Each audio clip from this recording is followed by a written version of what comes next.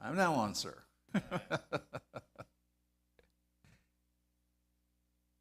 Well, good evening. Good evening. Oh, come on, we can do better than that. Did some of you have to come through that wreck? One did? Okay, well, we appreciate your perspicacity. It- Well, come on, we can do better than that. I know it's cooling down. I know winter is on its way, but we can do better than that. Come on, this is the evening the Lord has made. You shall rejoice in it. Good evening. Good evening. Much better. Well, tonight we're going to finish off with our presentations this week, and I'm always a little concerned when Pastor says this is our last night. Oh, hello? Especially when they say it's our last night with Dr. Mercury, and I'm thinking, does he know something? I don't know. Hello? You know? But anyway, I hope I do have an opportunity to come back and be with you again. I certainly love your pastoral family and the church as well. I want you to know that. Now, with that in mind, tonight we're going to be ending on this series with a presentation on the Ark of Noah. We're going to take a look at not only its physical structure, but also its biblical typology as a type of Christ and the church. Now, with that in mind, let's take a look at what the ark basically looked like. It was not a ship. It did not have a bow or stern. As a matter of fact, anybody who puts a bow and stern on is actually incorrect, biblically speaking, and they lose the biblical typology of the ark when they do that. But the Bible clearly says the ark was built on 3 major levels. So here you'll see 3 main levels, correct? And I think this is a very good representation of what the ark might have looked like. Now, tonight, I am going to show you many drawings. Remember, these are not photographs. Remember, they're not photographs, okay? But I am going to show you artist renderings from various different artists. But you will notice that they all will be rectangular in shape, which is correct, and give you a little bit different perspective on each one of them, but they are all similar. And also, it says that the ark had a window. Now, the word window, I mean, when you think of a window like over here, okay, there's a window in the wall there, right? But the word translated window from the Hebrew doesn't mean window like that. It actually means a opening for daylight. Well, if you think about it, a window is an opening for daylight, basically, right? But in this case, it's the ridge vent that goes the full length of the vessel. And so this is the way that light could get in and also how you could get ventilation. As I will show later, you could have had up to 17,500 animals on the ark, and I think you'll agree if you had that many animals inside with you, you would want ventilation. Hello? Come on, anybody here ever been in a barn? Now, simply because the Bible does say, now when the Bible's silent, we should not speak.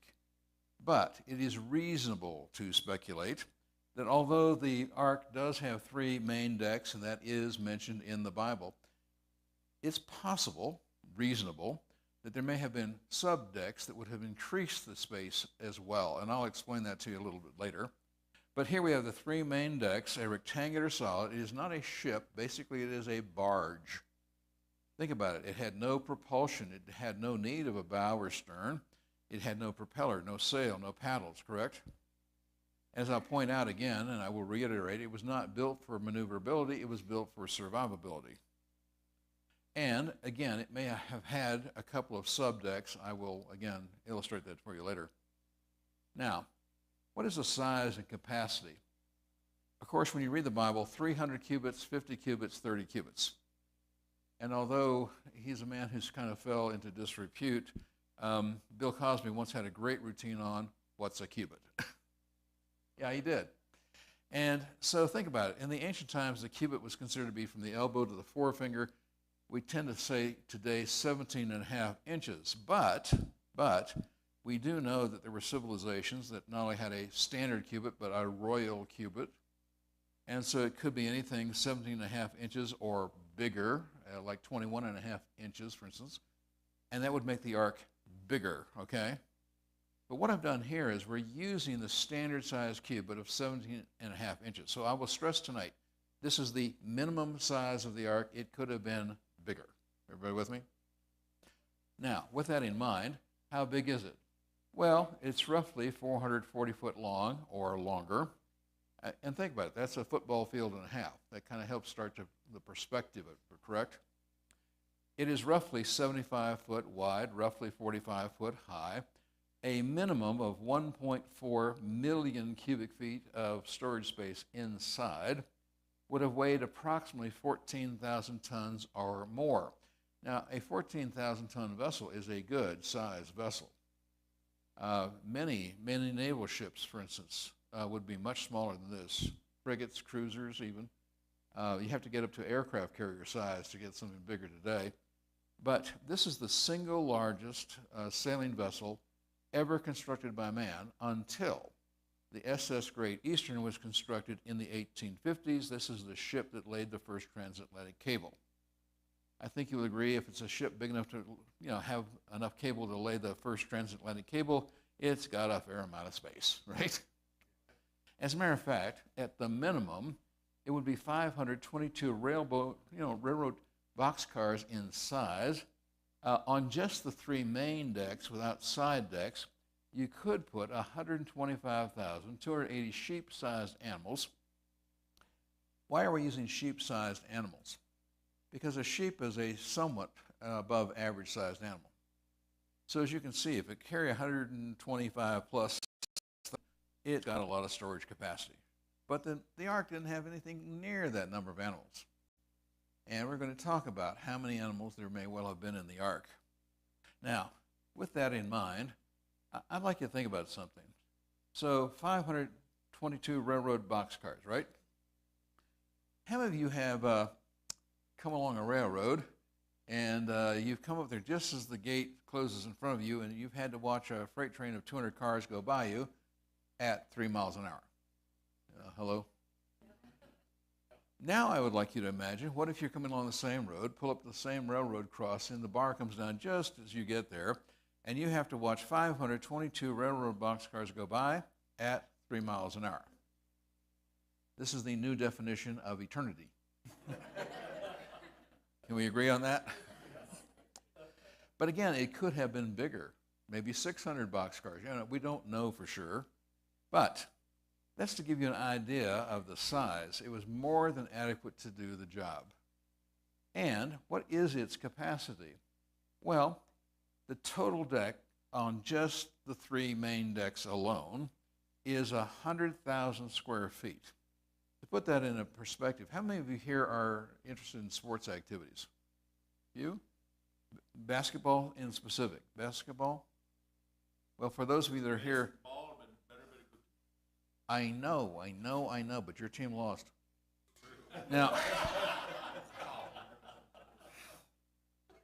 see, you get me, I get you back. I hope they win next year, though. There's always prayer. Now, I'm over it. good. But for those of you that are basketball, interested in basketball anyway, what that means is we're talking about the size of 20 basketball courts side by side. So to visualize it, here we are with 20 basketball courts side by side, and that's just the three main decks. But for those of you that are interested in basketball, even though some aren't, I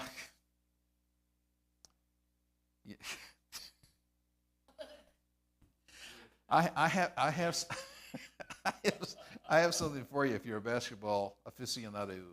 Are you ready? Yeah. You missed it, didn't you? Oh, let me do it again. I said, all right. Anyways, but what about its capabilities? What was the ark capable of doing? Well, first of all, it's really just a big barge. Now, the word ark in the Old Testament, depending upon the translation you use, you might think of 2 or 3 different uses of the word ark. There's the ark of Noah. There's the ark of the bulrushes of the baby Moses floating down the Nile. And there's the ark of the covenant. But in Hebrew, there are only 2 words. The word ark of Noah and ark of the baby Moses floating down the Nile. That is one word in Hebrew. It has three major meanings. It means a rectangular solid object, an object made for floating, and it is the word for coffin. C-O-F-F-I-N, coffin. Now, the shape of the Ark of Noah was a coffin. Now, the word for the Ark of the Covenant means a piece of furniture covered in gold, and that's what it was, a piece of furniture. But the Ark of Noah, an object made for floating, a rectangular solid object, or coffin. And this is very important to the symbology of the Ark, as we will see later. And, well, it's designed for floating, cargo capacity, certainly not for sailing or speed. It had nowhere to go. I think you'll agree. You will agree, right? Yes. Okay. Now, it was made out of gopher wood, according to most English translations. And the fact of the matter is, we don't have a clue what gopher wood actually was, unless it's when Noah said to his sons, I want you to go for wood.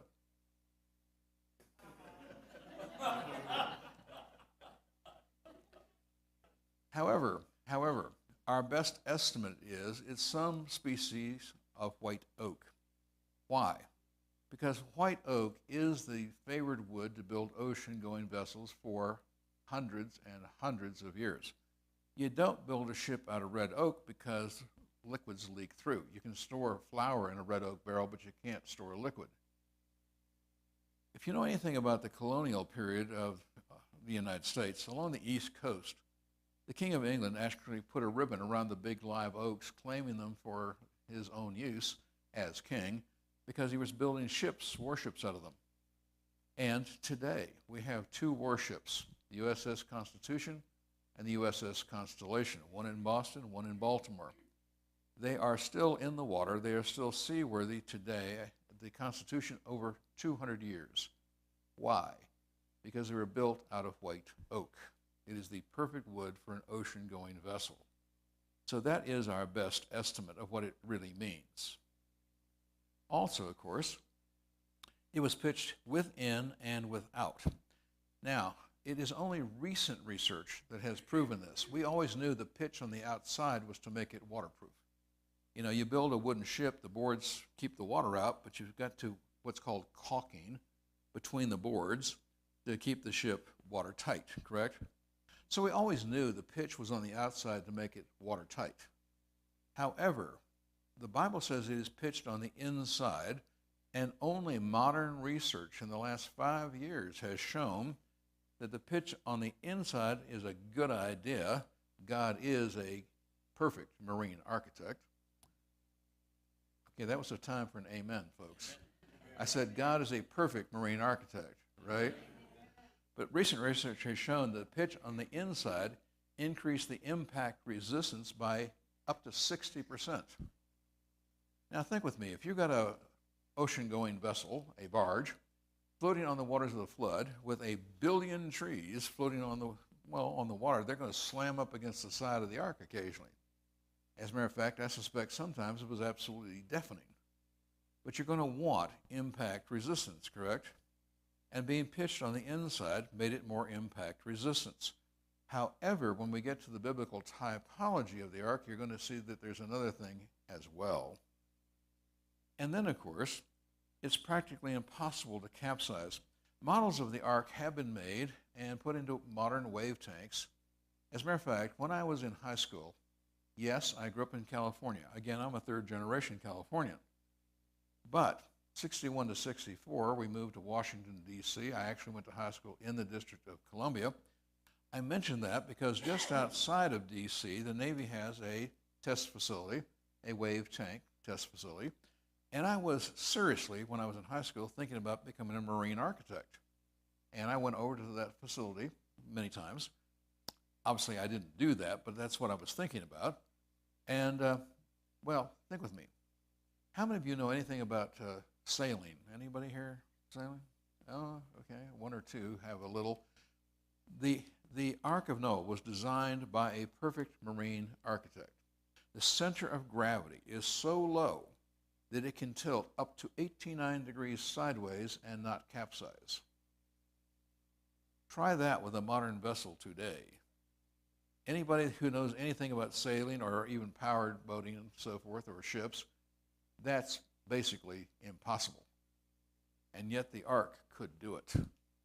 Again, it was built for survivability, not for navigation. Here I have superimposed a sort of an image of the ark on a neighborhood. This kind of also would help to see with the size of the ark. Would you agree? Now, the ark was built with 3 decks.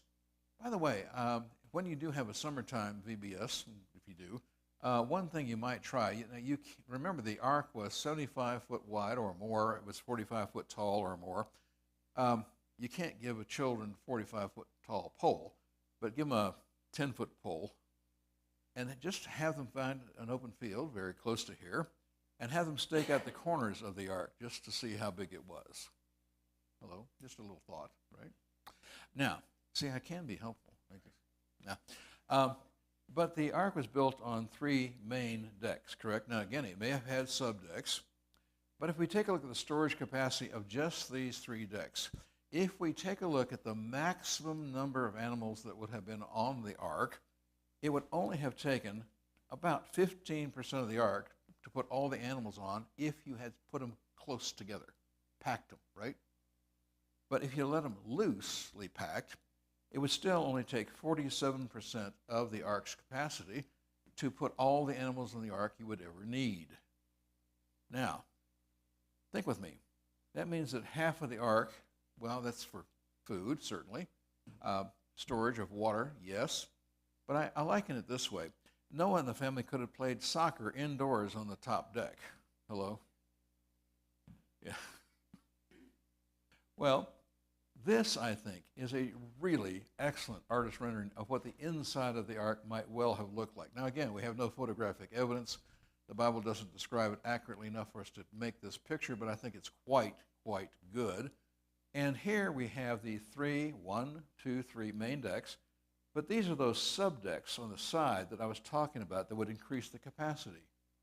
And here is the ridge vent going down the middle of the vessel at the top, again for ventilation, but again for sunlight as well.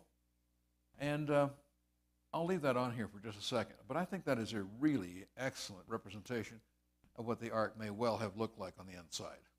And I hope that that's really helpful to you, okay? Now, let's talk about the animals in the ark. Now, people are going to challenge you. Just as Sunday, morning, they'll challenge you about this, that, or the other thing. One of the things that people will challenge you about is, oh, you can't really believe in Noah's ark. You can't really believe that Noah saved all those animals on this vessel. You can't really believe that Noah had a pair of German shepherds and a pair of dachshunds and a pair of poodles. And, of course, it didn't. First of all, nature would never produce a poodle.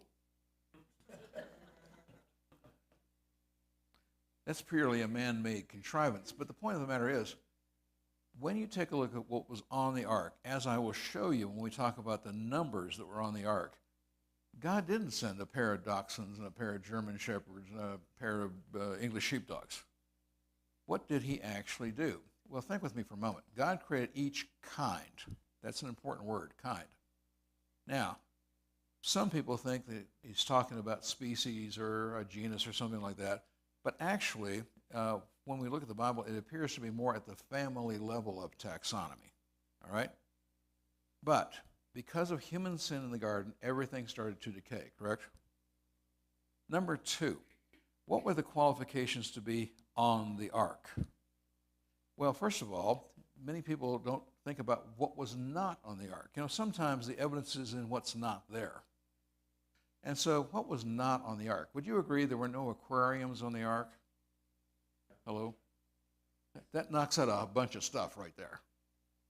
But what was the qualification to be on the ark? If you'll read the Bible carefully, it says this. It has to live on dry land, and it has to breathe air through nostrils.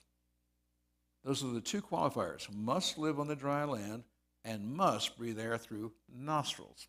So what was not on the ark? Well, certainly nothing aquatic, obviously. But technically, there would be no insects. Now, I'm not saying that there weren't some insects that got on the ark by chance, and I find it incredibly difficult to believe that you could have one pair of camels without at least a pair of fleas. Pastor agrees with me there. When the Muslims try to get you to ride their camels over in Israel, don't. You'll go home with fleas. Anyway, but there were bound to be some on there just because the door was open. They might have flown in accidentally. You know what I'm saying? But God didn't send the insects. Remember, God sent to Noah those creatures he was to take with him. Noah did not collect the animals. He was building the ark, right? And so, first of all, there were no intentional insects, if I can put it that way, right? What else was there not? Well, how about amphibians? Amphibians like to be wet. Many amphibians do not breathe through nostrils. They exchange gases through wet skin. They like to be wet. And how are the insects, how are the amphibians going to survive? How about the aquatic mammals, like seals and walruses? They don't have to be in the ark. As a matter of fact, they'd be better off not in the ark. They're going to actually survive on the floating logs of the flood. Now, they only have to survive in numbers enough to reproduce after their kind after the flood to start with. But there's going to be lots of logs that can get up, rest, go back into the water, hunt, and so forth, correct? And so we don't need aquatic mammals, no intentional insects, no amphibians. So what's left? Well, there's the mammals, the birds, and the reptiles that live on the dry land. Now, some reptiles do live in the water, too, such as mosasaurs. There are even marine snakes. But God made kinds. And because of human sin, the genetic information starts to go downhill, correct?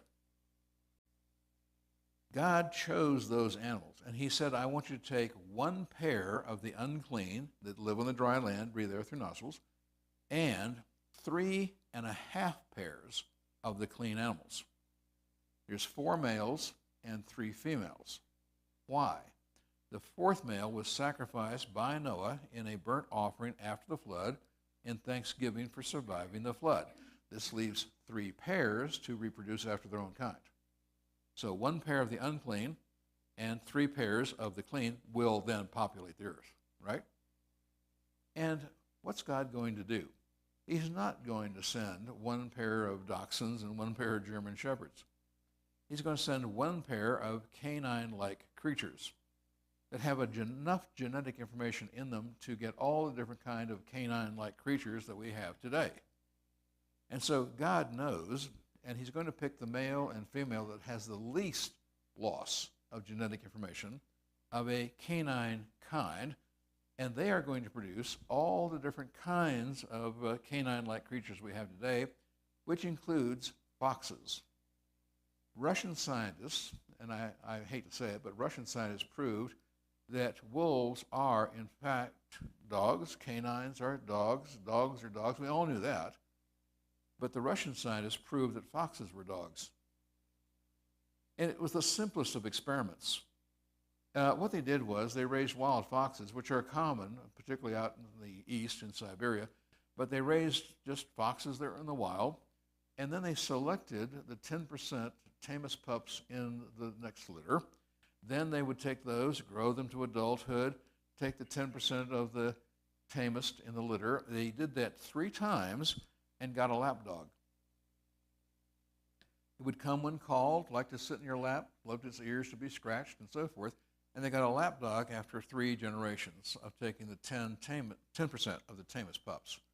And even the American Kennel Club that does today agree with this. And so we know that today you can mix dogs, dingoes, jackals, foxes, coyotes, and so on.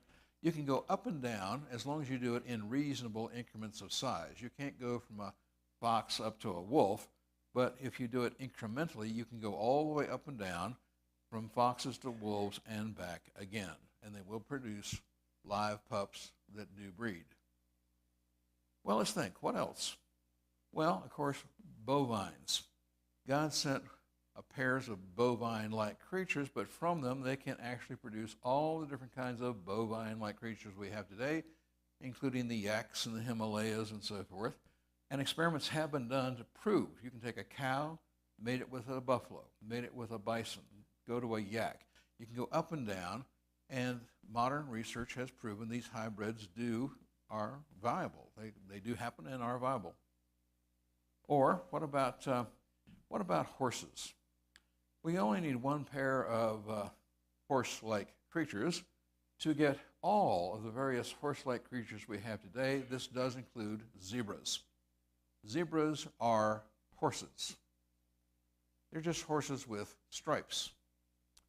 As a matter of fact, in one of my DVDs back, or I should say DVD, one of my media USBs back there, sorry, we do have a time of transition here, but I actually show half horses, half zebras.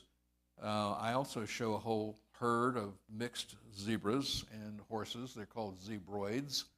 And there's some pictures that are really quite intriguing. But the fact of the matter is, when you go to Africa, if you ever hike up Mount Kilimanjaro, vehicles will only go so far.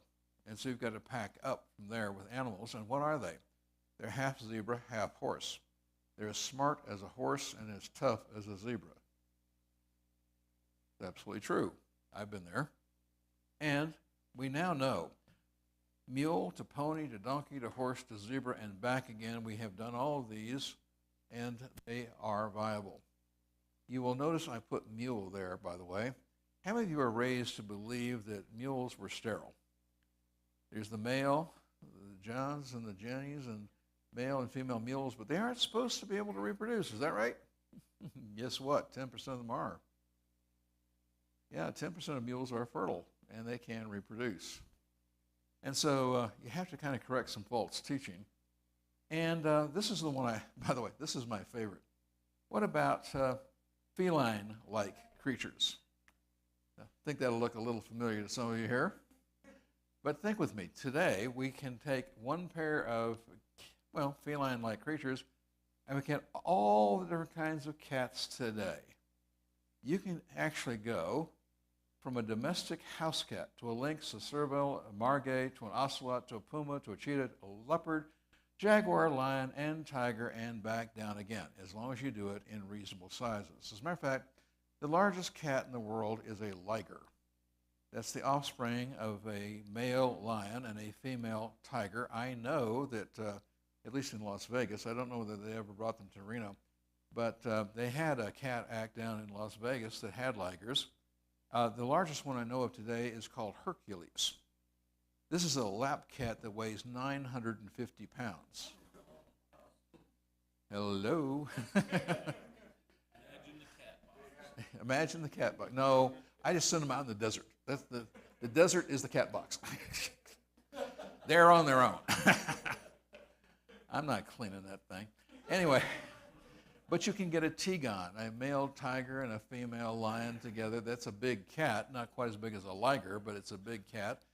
We have jaglions, jaguar-lion mix, and they will all mix.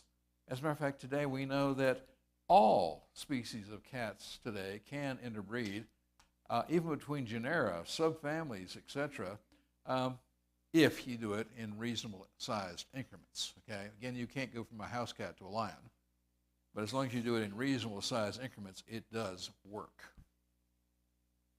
And what about the number? Now remember, nothing aquatic, no insects intentional, no amphibians. And so what was on the ark? Well, only those birds that live on dry land, mammals that live on dry land, reptiles that live on dry land. This does include dinosaurs. There were dinosaurs on the ark with Noah. What I've done here is, just to show you how big the ark was, or what had to be on it, well, I'm looking at this at the genera level. So that's genus or genera level.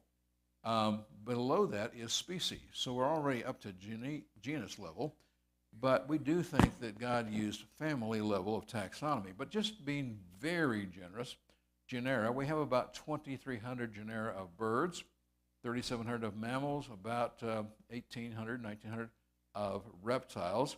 So that's approximately 8,000, correct? But you got to have two, right?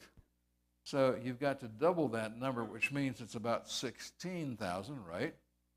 But this will also include 50 to 55 different kinds of dinosaurs. There was only 100 to 110 dinosaurs on the ark. That's all that was needed to do the job. And you wouldn't send adults, you'd send juveniles at the age of puberty. And, well, that's 16,000. But you also remember you got to add some for the clean, right? Because it's 3.5 pairs versus 1 pair.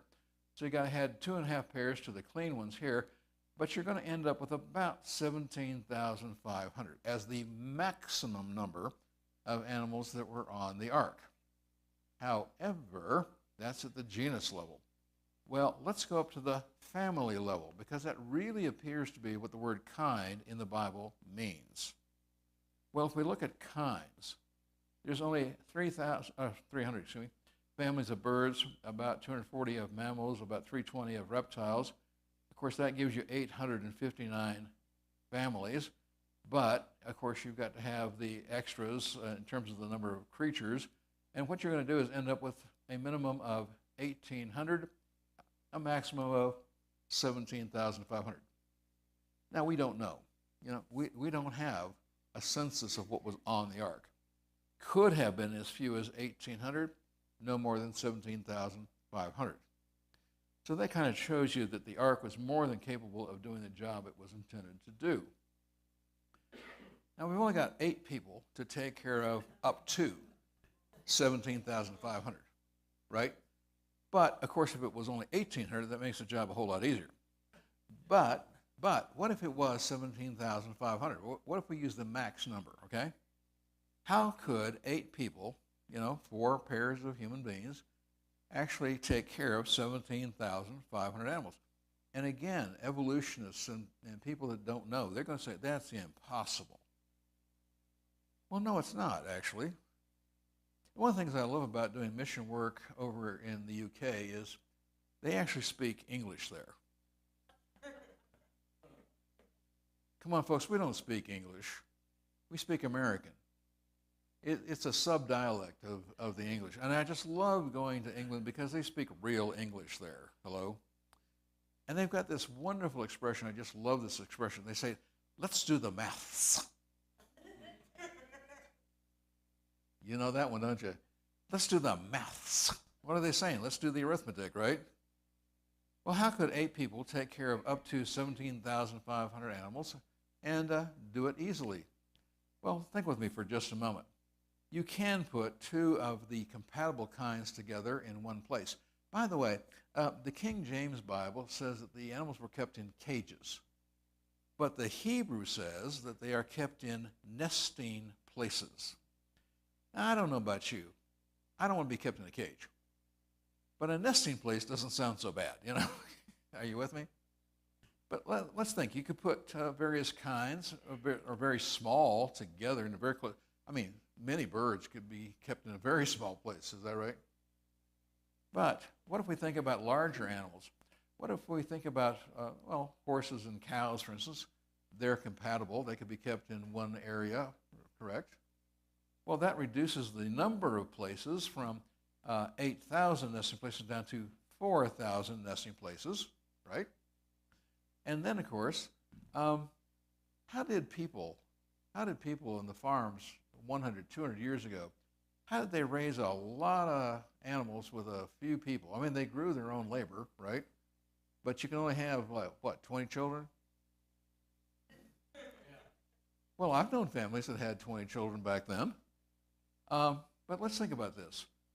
We're going to tend each nesting place once every 4 days. Now, that's not a bad idea, because think with me. First of all, Noah built the ark for 100 years, and God gave him the blueprint, correct? And God is a perfect marine architect, correct? So you're going to have plumbing taking water to each nesting place. The plumbing would come from bamboo, that's obvious, and they would pre-water all the cages so that the water was definitely available. They didn't have to carry the water in buckets. Are you kind of with me here? And so you've got self-watering cages, and I think you'll agree on the ark, they didn't have a whole lot of problem getting the water. Hello? Now, remember those subdecks, and remember the space of the ark.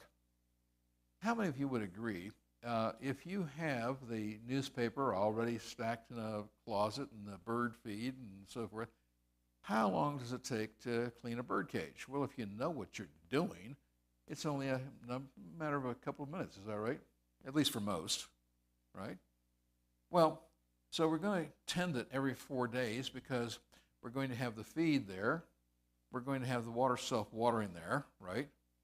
And there are other things I know you're going to be thinking about. What about? But just give me a moment, okay? But how did people 100, 200 years ago used to raise large quantities of animals with only a few people? Well, they had something called self-cleaning cages.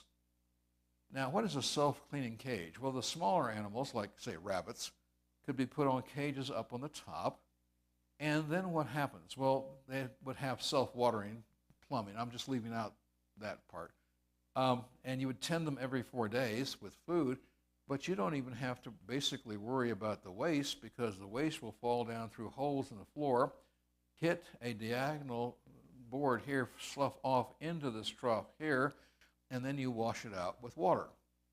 And again, I think you'll agree that was not a problem. Yeah, plenty of water, right? Uh-huh. Now, so let's think about that. You're going to tend them once every 4 days, so now you're down to 1,000 nesting places per day, right? And you've got 8 people. Let's say they're working 10 hours a day. After all, what else have they got to do? I mean, they don't have flat screen TV, you know, and they don't even have cell phones, hello? So I think 10-hour workday is quite acceptable. That would still give you plenty of time to rest, etc., right? Or play soccer up on the top deck. And so let's think about that. If you have 8 people working 10 hours a day, that's 125 nesting places per person per day, and that is 12 and a half places per hour, or roughly 5 minutes. Now, some would only take 2 or 3. Others might take 10. But 8 people can take care of 17,500 animals. And if it was less, it just makes it easier, right? Again, this is simply a picture of what the ark might have looked like. Here we see the rectangular floating coffin. We see the roof ridge on top. By the way, you will notice in none of the drawings that I show you tonight, none of them have the door. Now, the Bible tells us it had a door, but as far as you're concerned tonight, it's on the other side. Okay? Everybody with me? And then, let's take a look at Noah's Ark. Has it been found? Again, I think this is a fairly decent representation of what it might have looked like while it was in construction. But has it ever been found? Absolutely not. Anybody who tells you that the ark has been found is lying, period. End of statement. How many of you would agree with me again that on the internet you'll see things that are absolutely false, Photoshop, etc.? I could not believe it. But just 2 weeks ago, there was a guy who put out the same thing that's been put out for, I don't know, at least 30 years, if not longer, about the ark being found at the foot of Mount Ararat. Well, it's absolutely bogus. The photograph is of a natural rock formation. It's wide in the middle, long pointed ends on either end. There are 2 just like it over the ridge, but they don't like you to see those. They're smaller, but they're there, look exactly the same. This is a natural geological formation. It has absolutely nothing to do with the ark. There's no wood inside. And so it is a tourist trap that the Turkish government puts up to get people's money, but it has absolutely zero to do with the ark. But has the ark been found? Well, no. Will it ever be found? No. Think with me. People are so linear in their thinking, and they think that the Ark of Noah had just one purpose, survive the flood. Well, of course, it did have that. That was the number one purpose of the Ark, was to survive the flood with the animals and the people, correct? But people are so limited in their thinking. They read the Bible and they say, well, that's it. But think with me for just a moment. The Ark certainly existed. I believe that 100%. You're with me. And I'm talking about it because all the things I'm saying I believe are absolutely true about it, correct? However, it does not exist anymore. It will never be found. It's not there to be found. How can I say that dogmatically? Well, let's start taking a look. Number 1, the ark had 2 purposes, not 1. That's what people stop thinking. It had two purposes, not one. Now, place yourself inside the ark with the family, and you're walking out of the ark into a world that has been catastrophically destroyed.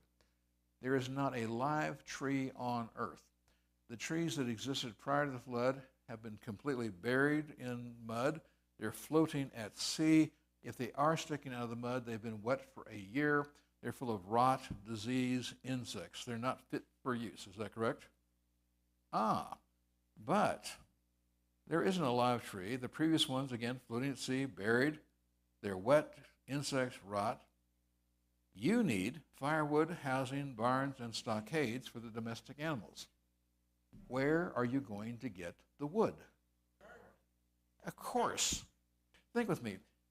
Where are you going to get that wood? Well, you are standing next to the only dry, hand-hewn wood in the world. If I may, I liken this as a little bit of a metaphor here. The ark was somewhat like an egg yolk for a chick. It was to supply the food, but supplies, in order to get things taken care of, right? And so you're going to disassemble the ark. I cannot prove this, but I think it is perfectly reasonable to believe God is a perfect marine architect, right?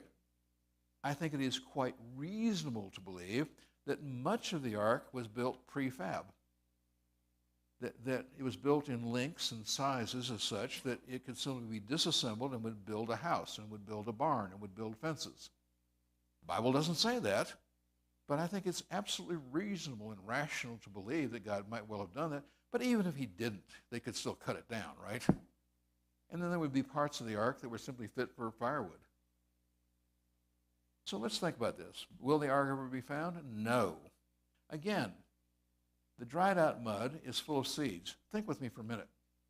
I know you are aware I wrote a book on the feasts of the Old Testament, and I also have written on the ark and so forth. Remember the convenience store verse of the Bible. Anybody remember the convenience store verse of the Bible from when I was here last time? The convenience store verse of the Bible, that's Genesis 7:11. You'll remember it this time, won't you? And the Bible is very specific as to when the flood began. And so it's, hey.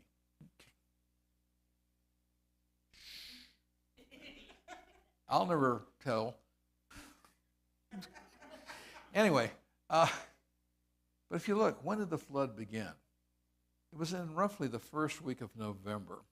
Take a look at Genesis 8:4. The ark rested after the floodwaters rose for 150 days. And the ark does not come to rest on top of Mount Ararat. After all, think with me. Mount Ararat is a 19,000-foot high volcano. It is not a good place to land a wooden ship. Hello?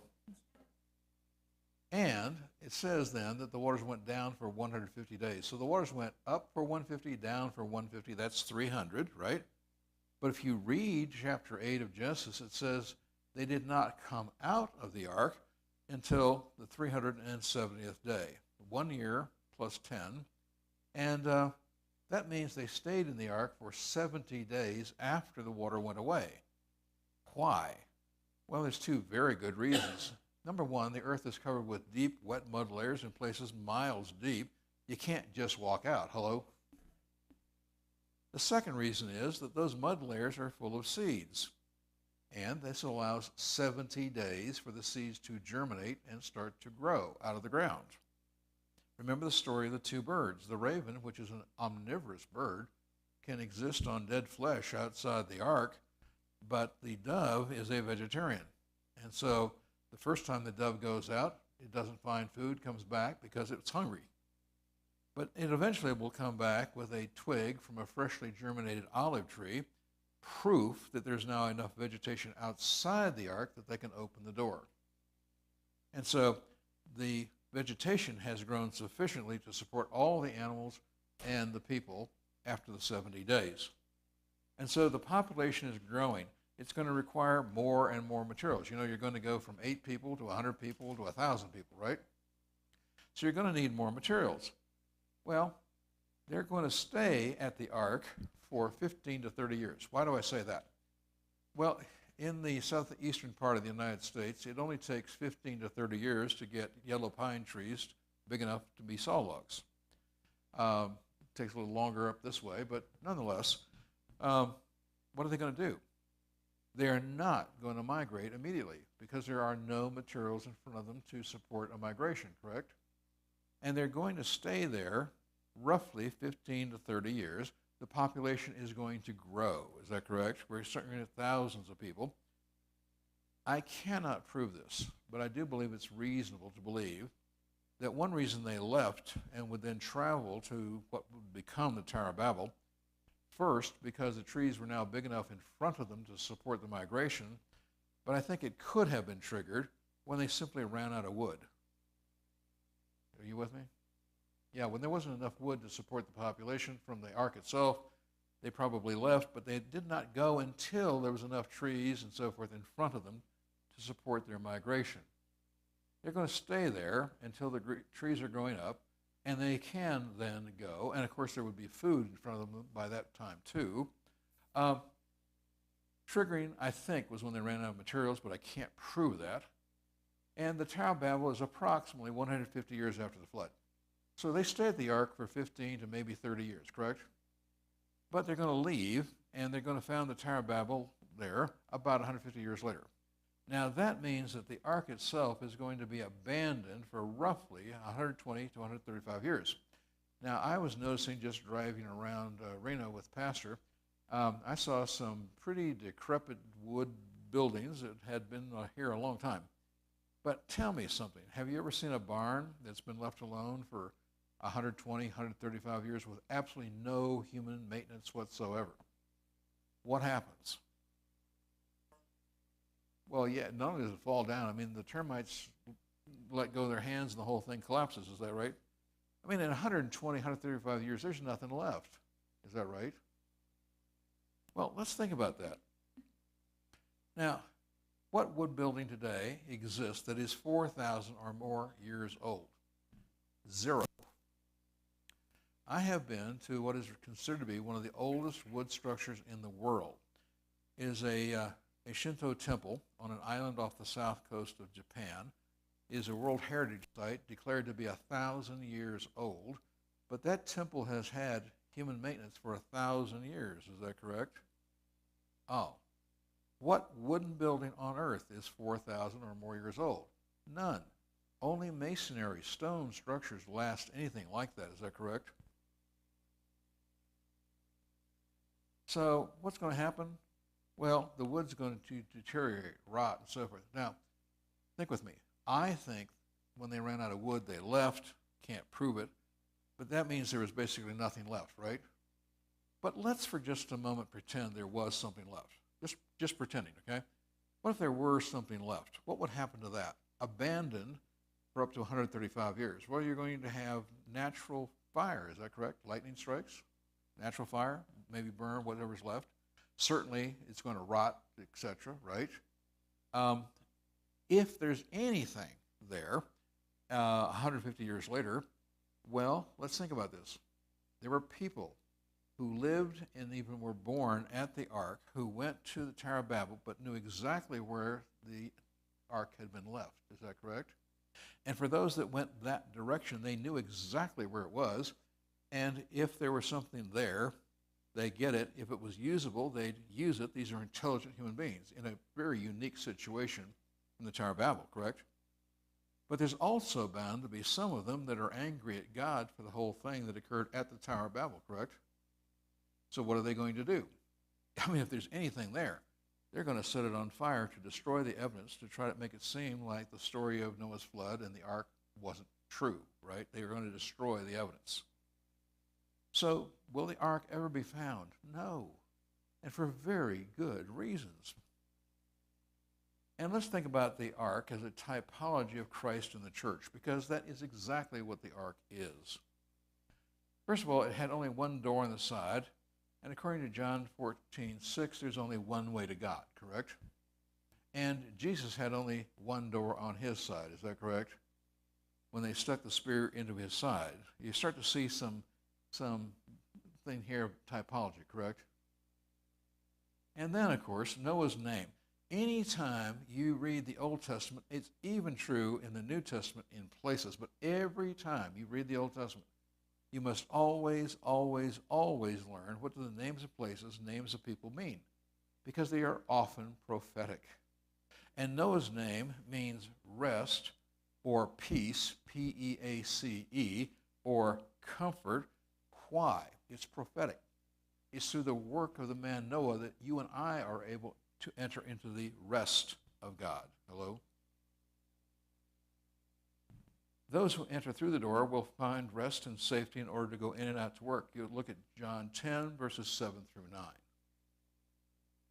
Then, Jesus was pierced on one side. Again, he's got one opening, one door, so to speak, correct? And window. Well, the window on the ark was that ridge vent that goes the whole way. It's the opening for daylight, correct? And it allows for light, and it allows the ark to breathe, such as the breath of life. Hello? Without it, they wouldn't have stayed alive in the ark. I think you'll agree with that. Well, materials that the ark was made out of, we're just going to end with these 2 pages. But again, never take these things beyond what they are intended to mean. But materials in the ark do have symbolic meaning. I mean, you talk about gold or silver and things like that, right? That are symbolic of things in the Bible. Well, let's think about this for a moment. The ark and the cross were made out of wood. I mean, I don't mean to be redundant here, but for a moment. What is wood symbolic of in the Bible?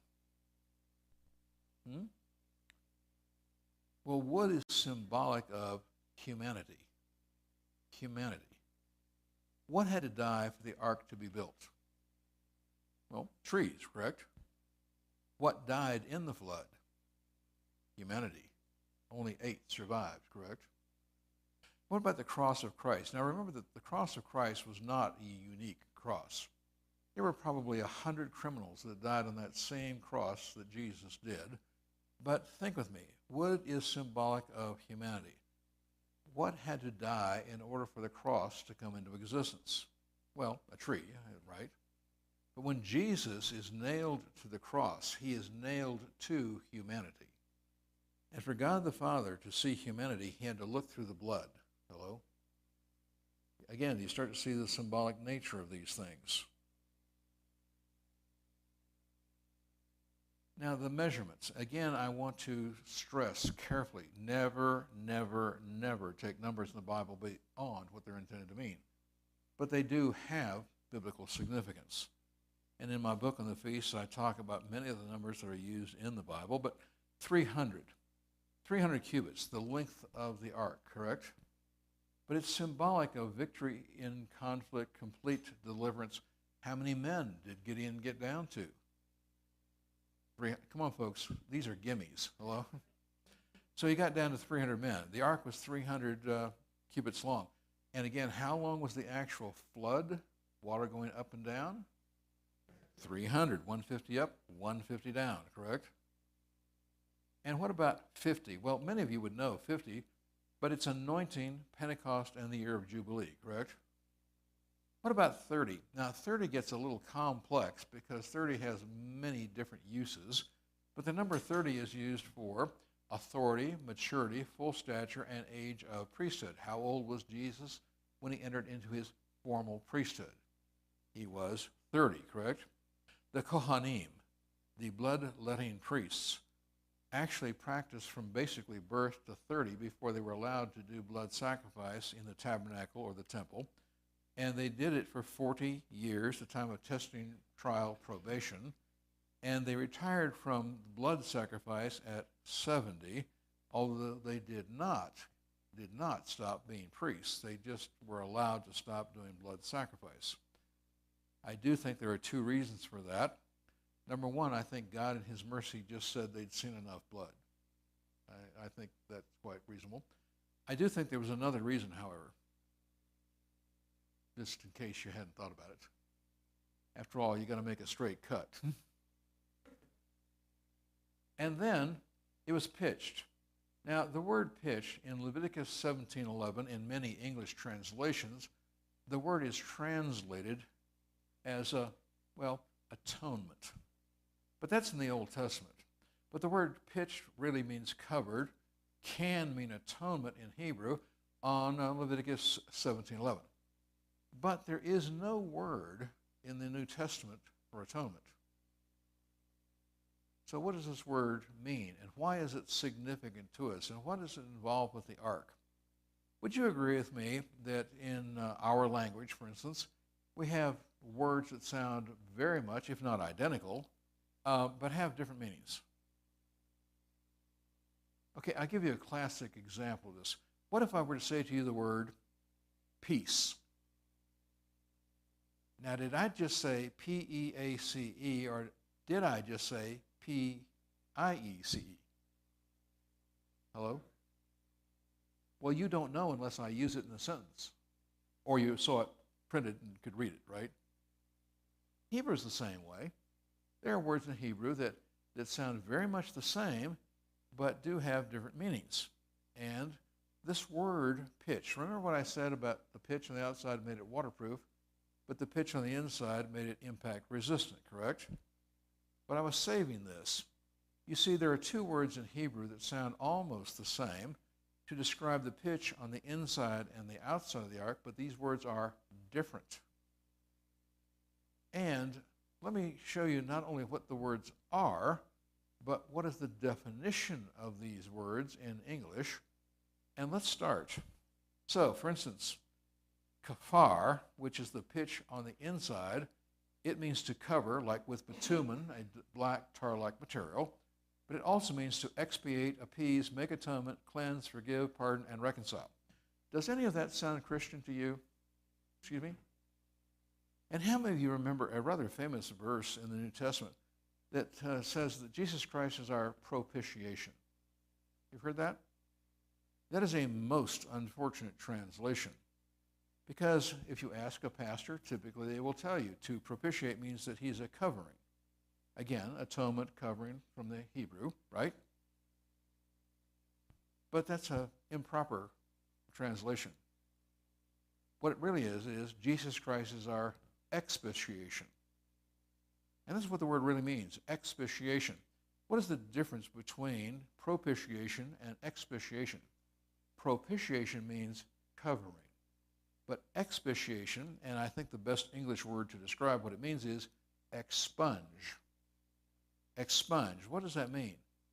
To do away with as if it never existed. When a criminal gets a full pardon, it's as if the crime never occurred. Are you with me? And so Jesus is not just the covering. He's the one who actually washes it away. As he expunges it, as though we never sinned to begin with. Hello? Well, that's the inside of the ark, is kafar. But the pitch on the outside of the ark is a different word in Hebrew, but sounds very much the same. It is kofar. And it means redemption price, ransom payment, and satisfaction of debt. Does that sound Christian to you? So the study of the pitch on the inside and the outside is kind of revealing, isn't it? And we're almost finished, but again, the door. The door was sealed on the outside. The Holy Spirit sealed the door of the ark. Now, why? Well, there's two very good reasons. Number one, Noah was building the ark for 100 years, and everybody thought he was nuts. Hello? Come on, he preached that this thing you've never seen before was coming. In Hebrew, it's mabul. But this thing is, and it's going to destroy the whole world. And he's building this thing for 100 years, and he's preaching righteousness. Now, you want to talk about frustration in ministry. Noah preached for 100 years and only got 7 other people saved. Now that you know, but that's frustration in ministry, folks, let me tell you. But think with me. The Holy Spirit had to, first of all, for the very obvious reason. I mean, after all, what if you saw me building the ark for 100 years, and I were to go to you, and you're not one of the 8, and I say to you, listen, when this thing happens that you've never seen before, called the Mabul, and the whole earth is going to be destroyed, here's a bag of 30 pieces of silver, and I want you to seal the door for us, okay? Right? Now, knowing human nature as you do, what's he going to do when this thing that he's never seen happen happens? And what's he going to do with the bag of silver?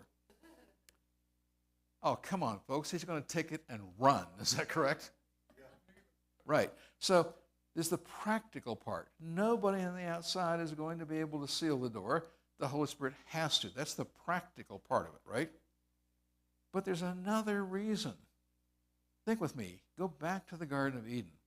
Why were there two trees in the garden?